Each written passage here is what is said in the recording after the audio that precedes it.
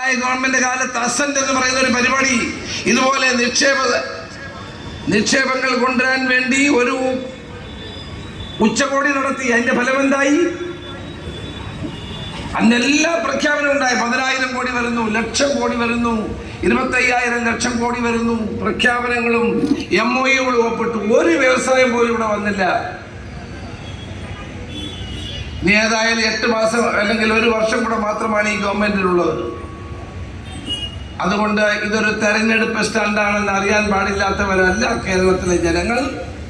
ഈ investment summit കൊണ്ട് ഒരു പ്രയോജനവും കേരളത്തിലെ ജനങ്ങൾക്കുണ്ടാകാൻ പോകുന്നില്ല എന്നുള്ളതിനെ തെളിയിക്കാൻ പോകുന്ന ഒരു കാര്യമാണ്.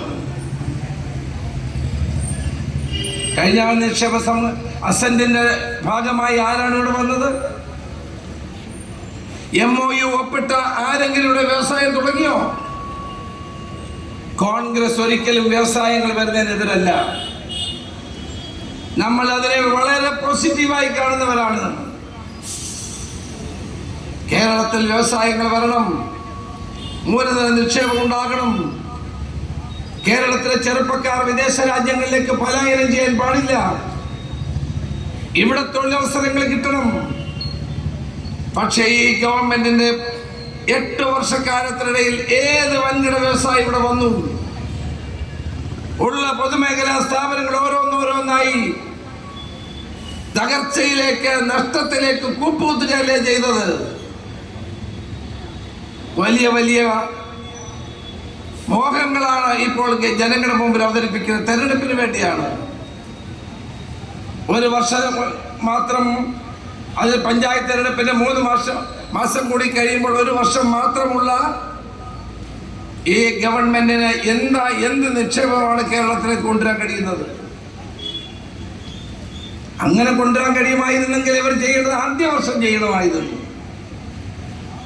സർക്കാർ വന്ന് ആദ്യ വർഷം ചെയ്തിരുന്നെങ്കിൽ ഈ കാര്യങ്ങൾ നടപ്പാക്കാമായിരുന്നു. ഇപ്പോൾ കൊച്ചിയിൽ നടക്കുന്ന ഈ നിക്ഷേപത്തിന് വേണ്ടിയിട്ടുള്ള സമ്മേളനങ്ങൾ കേവലം ജനങ്ങളെ പറ്റിക്കാനും ജനങ്ങളെ വോട്ട് കിട്ടാനുമുള്ള ഒരു തന്ത്രത്തിന്റെ ഭാഗമാണ്. ഞാൻ പറഞ്ഞല്ലോ, ഞങ്ങളാരും നിക്ഷേപം വരുന്നതിനെതിരല്ല. ഞങ്ങളാരും ഈ നാട്ടിലെ ഹർത്താലും പണിമുടക്കം നടത്തി ഒരു വ്യവസായം വരാത്ത സാഹചര്യം ഉണ്ടാക്കിയില്ല. കേരളത്തിലെ ഗവൺമെന്റ് കഴിഞ്ഞ 8 വർഷക്കാലം തൊഴിലാളി ദ്രോഹ നടപടികളുമായിട്ട് തന്നെയാണ് മുന്നോട്ട് പോയിട്ടുള്ളത്. ഇന്നിപ്പോ എന്താ? ജനങ്ങളുടെ തലയിൽ ഓരോ ഭാരം അടിച്ചിപ്പം ജനങ്ങളുടെ പണം കൊണ്ട് നിർമ്മിച്ച കിഫ്ബി റോഡുകളിൽ ജനങ്ങൾ ഇനി ടോൾ കൊടുക്കണം. ഡബിൾ ടാക്സേഷൻ ആണ്. നമ്മുടെ പണം കൊണ്ട് ഉണ്ടാക്കിയ കിഫ്ബി റോഡുകളിൽ നമ്മൾ സഞ്ചരിക്കണമെങ്കിൽ നമുക്കിനിയും ടോൾ ഏർപ്പെടുത്തും. ഈ ഗവൺമെന്റ് വന്ന ശേഷം 3 തവണയാണ് വൈദ്യുതി ചാർജ് വർദ്ധിപ്പിച്ചത്. 7,500 കോടിയാണ് കേരളത്തിലെ ജനങ്ങളുടെ തലയിൽ വൈദ്യുതി ചാർജ് ഇനത്തിൽ അടിച്ചേൽപ്പിച്ചത്. 2040 വരെ യൂണിറ്റ് ഒന്നിന് 9 രൂപ 28 പൈസയ്ക്ക് കിട്ടിക്കൊണ്ടിരുന്ന വൈദ്യുതി കരാർ റദ്ദാക്കി യൂണിറ്റ് ഒന്നിന് 14 രൂപ വരെ കിട്ടുന്ന തരത്തിൽ വൈദ്യുതി വാങ്ങുന്ന നിലയിലേക്ക് കാര്യങ്ങൾ കൊണ്ടുപോയത് ഈ ഗവൺമെന്റാണ്. ആരുടെ താല്പര്യം സംരക്ഷിക്കാൻ വേണ്ടിയാണ്? അദാനിമാരുടെയും അംബാനിമാരുടെയും ജിണ്ടൽമാരുടെയും താല്പര്യങ്ങളെ സംരക്ഷിക്കാൻ വേണ്ടിയായിരുന്നു. ഇവിടെ കേരളത്തിലെ ജനങ്ങൾ എങ്ങനെ ജീവിക്കണം?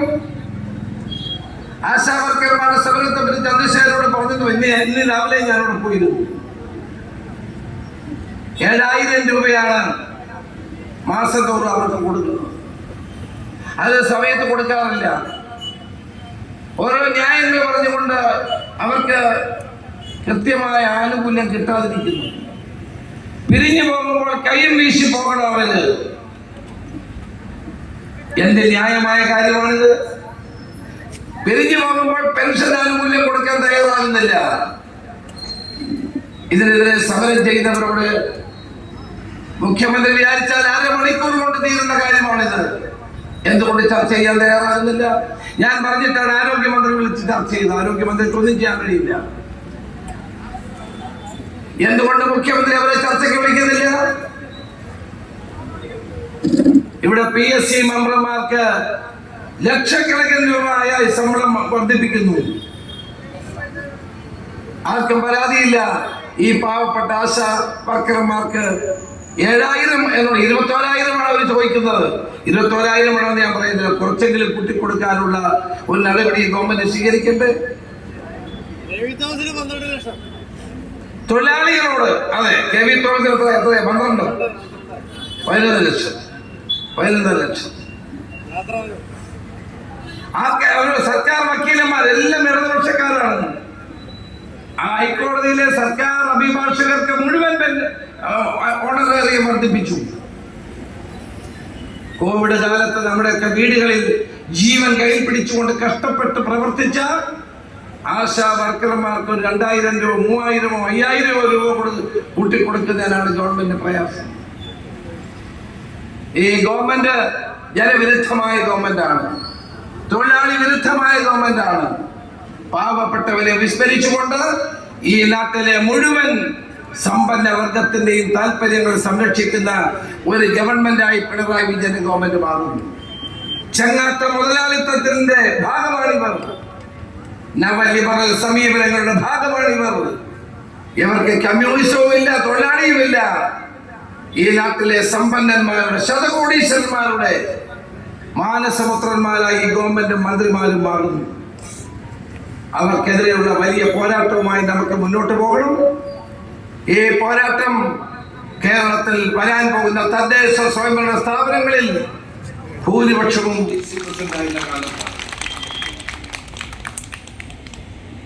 അത് മാത്രമല്ല 15 വർഷക്കാലത്തോളം MLA ആയിരുന്നു. ശീലം പ്രവർത്തിച്ചിട്ടുള്ള ഒരു വ്യക്തിയാണ് ശ്രീ VJ ഫെർണാണ്ടസ്.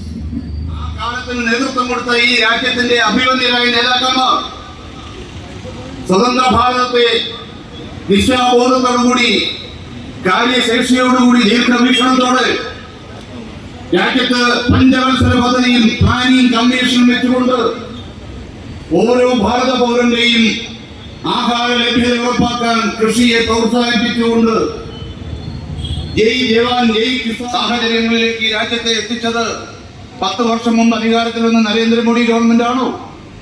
നരേന്ദ്രമോദിയുടെയും BJP-ക്കാരുടെയും പ്രസംഗം കേട്ടാൽ ഈ രാജ്യത്ത് എന്തെങ്കിലും ഉണ്ടായി എങ്കിൽ അത് നരേന്ദ്രമോദി വന്നതിന് ശേഷം മാത്രമാണോ? അമേരിക്കയിൽ പോയി പ്രസിഡന്റ് ആവശ്യങ്ങൾ ഉയർത്തിക്കൊണ്ട് നിരന്തരമായ സമരങ്ങളും കേന്ദ്ര ഗവൺമെന്റിനെ കൊണ്ട് നിയമങ്ങൾ ഉണ്ടാക്കുന്നതിനും ഈ രാജ്യത്ത് ഏറ്റവും കൂടുതൽ അതിനുവേണ്ടി പരിശ്രമിച്ച് നിയമങ്ങൾ കൊണ്ടുവന്ന പ്രസ്ഥാനത്തിന്റെ പേരാണ് ഞാനും നിങ്ങളുമുള്ളത്. INTUC എന്ന പ്രസ്ഥാനമാണ് ഈ രാജ്യത്ത് എല്ലാ തൊഴിലാളി നിയമങ്ങളും കൊണ്ടുവന്നിട്ടുള്ളത് എന്ന് പറയാൻ ഞാൻ ആഗ്രഹിക്കുന്നു. അല്ലാതെ CIT അല്ല, AITUC അല്ല, UTUC അല്ല, STU അല്ല, BMS അല്ല. ഒരൊറ്റ സംഘടനയ്ക്കും അതിൽ കാര്യമായി പറയാൻ കഴിയുന്നില്ല. പണ്ഡിറ്റ് ജവഹർലാൽ നെഹ്റു കൊണ്ടുവന്ന തൊഴിലാളി സംരക്ഷണ നിയമത്തിന് അന്ന് ഈ രാജ്യത്ത് CIT-ന് എന്ത് പ്രസക്തി ഉണ്ടായിരുന്നു? അന്ന് ഈ രാജ്യത്ത് AITUC-ക്ക് എന്ത് പ്രസക്തി ഉണ്ടായിരുന്നു? അന്ന് ഈ രാജ്യത്ത് ഏതെങ്കിലും ഒരു തൊഴിലാളി സംഘടന ഈ തൊഴിലാളികളെ ബാധിക്കുന്ന രാജ്യമാസകരമുള്ള വിവിധ മേഖലകളിലെ തൊഴിലാളികളെ ബാധിക്കുന്ന ആവശ്യങ്ങൾക്ക് അനുഗുണമായി നിയമങ്ങൾ ഉണ്ടാക്കുന്നതിന് വേണ്ടി കോൺഗ്രസിന്റെ ഗവൺമെന്റുകളോട് നിർദ്ദേശങ്ങൾ കൊടുത്തത് ഏതെങ്കിലും ഒരു സംഘടനയാണോ? INTUC അല്ലാതെ ഒരൊറ്റ സംഘടനയും ഈ രാജ്യത്ത് ഒരു നിയമവും ഉണ്ടാക്കിയിട്ടില്ല എന്ന് പറയാൻ ഞാൻ ആഗ്രഹിക്കുകയാണ്. അന്തരിച്ചുപോയ രാമാനുജനെ പോലെയുള്ള മഹാരഥന്മാരായ ദേശീയ വീക്ഷണമുള്ള ആളുകൾ ഗാന്ധിയൻ മാതൃകയിൽ ഒരു സ്ഥാപനവും തല്ലി തകർക്കാതെ, ഒരു മുതലാളിയെയും തച്ചുടയ്ക്കാതെ രാജ്യത്തിന്റെ എല്ലാ മേഖലകളിലും തൊഴിലാളികൾക്ക് അനുകൂലമായി നിയമങ്ങൾ സൃഷ്ടിക്കാൻ ആ നിയമങ്ങൾക്ക് വേണ്ടിയുള്ള സൂചനകൾ കൊടുത്തപ്പോൾ പണ്ഡിറ്റ് ജവഹർലാൽ നെഹ്റു നല്ല കാര്യമാണ്. അങ്ങനെയൊക്കെ സ്വപ്നം കാണാൻ നമുക്ക് എല്ലാവർക്കും താല്പര്യമുണ്ട്. നമ്മുടെ രാജ്യത്തിന്റെ സാഹചര്യങ്ങൾ അറിയാതെ എന്ത് സ്വപ്നവും നമുക്ക് കാണാം. ഇപ്പോഴും നമ്മുടെ നാട്ടിൽ ഈ കാഞ്ഞിരമറ്റത്ത് നമ്മുടെ ഇവിടെ ഈ നെല്ലിങ്കലെ പണിയെടുക്കുന്ന തൊഴിലാളികളുടെ ജീവിത സാഹചര്യങ്ങൾ ഞാൻ പറയണോ? വിദ്യാഭ്യാസം 10ാം ക്ലാസ് വരെ ഈ പ്രഭാഷണങ്ങൾ നടത്താൻ ആഗ്രഹിക്കുമ്പോൾ നരേന്ദ്രമോദി പറയുന്നത് എന്റെ രാജ്യം ലോകത്തെ 5ാമത്തെ ശക്തിയായി വളർന്നിരിക്കുന്നു. അത് ഇന്നലെ ഗ്ലോബൽ ഇൻവെസ്റ്റർ മീറ്റില് കേന്ദ്ര വാണിജ്യകാര്യ മന്ത്രി പീയൂഷ് ഗോയൽ പറഞ്ഞൊരു വാക്ക് ഞാൻ പ്രത്യേകമായി കുറിച്ചെടുക്കാൻ അവിടെ എന്റെ അടുത്തിരുന്ന ഇളമരൻ നരിയും അടക്കമുള്ളവരോട് പറഞ്ഞു. അത് നമ്മൾ കുറിച്ചെടുത്ത് സൂക്ഷിച്ചു വെക്കണം. എന്താ കാര്യം? ഈ അടുത്ത ഒരു 4 വർഷം കൂടി കഴിഞ്ഞാൽ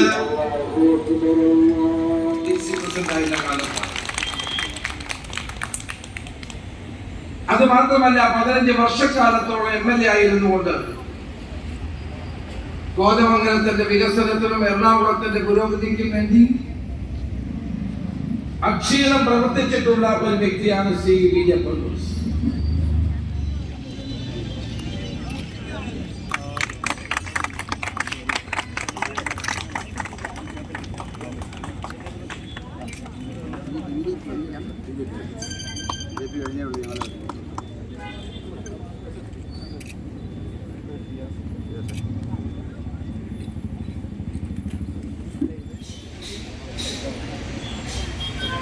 ഇവരുടെ സഹായം കിട്ടാത്ത ആളുകളും ഈ പ്രദേശത്തുണ്ടാകില്ല.